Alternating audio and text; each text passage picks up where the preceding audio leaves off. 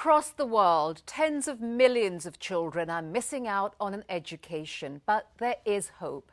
Enrollment worldwide is increasing, and now there's a new tool that's bringing education straight into the hands of children. Our cameras take you to Ghana, where we explore how a simple technology is poised to revolutionize education.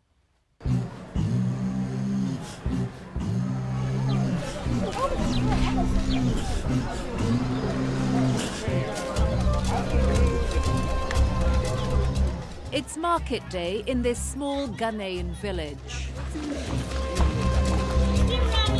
It's also a school day. Living here is 14-year-old Gideon, a boy determined to do something exceptional with his life.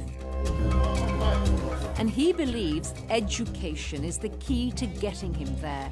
But for him and so many others in Ghana, school is often a distant dream. Gideon begins his day caring for his 7 brothers and sisters. And then it's off to work at the market, helping his parents who themselves have 5 jobs just to get by. At 14, Gideon has already worked more than half his life. I was 6 years old and I started working with my parents. Gideon rises 3 hours before the sun, cooking kenkey, a dish made from corn his family grows. It's both their daily meal and livelihood, selling it at a local market. I work 7 hours in a day. Gideon spends much of his day at the family stand, often alone. He's just one of some 30 million children in sub-Saharan Africa who miss all or some school, according to United Nations estimates. This despite the fact that school enrollment rates have increased nearly 20% in the region in the past decade. As soon as Gideon finishes at the stand, he races to school hoping to catch whatever classes remain. But for him and many others, it's not just about having time to attend school, it's about having the resources. Education here often comes at a cost.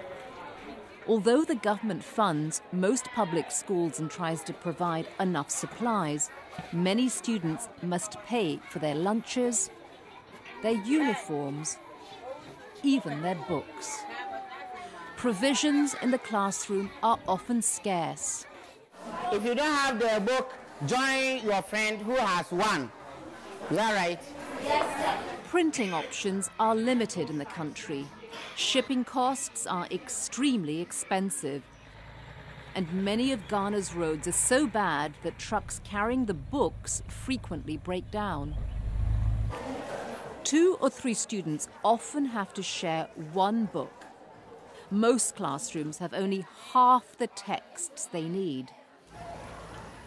There is a town library, but most days it's locked.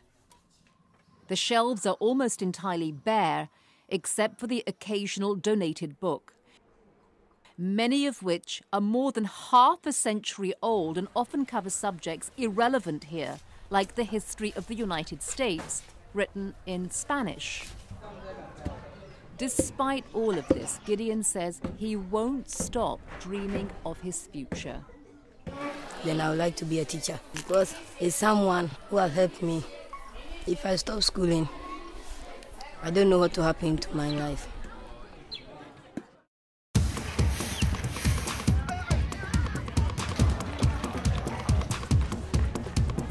But the answer may have come in the most unlikely form.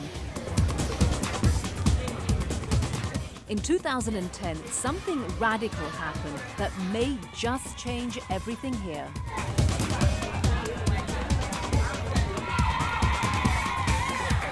How many books do you hold in your hand? 6. Can you hold 4,000 books in your hand? Go.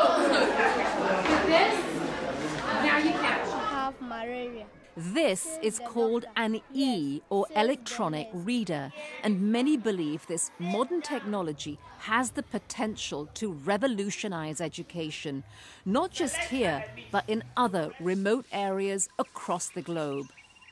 Rumor, all of you. Rumor. Again. Rumor. Again. Rumor. There's 1 billion children in the world currently, in the developing world, that don't have an effective education system. Colin McKelvey is co-founder of WorldReader, a non-profit that hopes to transform education with e-readers and e-books. There is an enormous amount at stake here.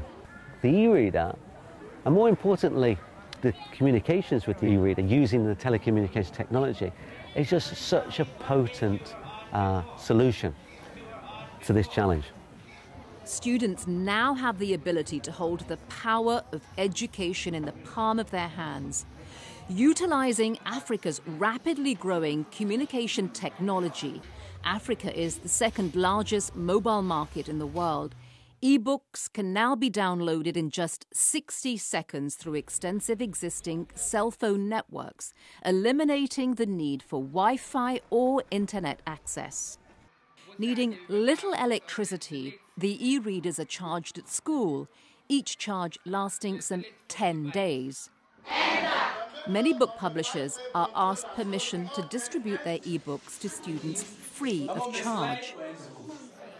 While students devour the content in school and at home, some gain more than just an education. Many, like high school senior Rita, find inspiration. I would like to be a leader one day, and I'm going to help my people. I would like to be a barrister.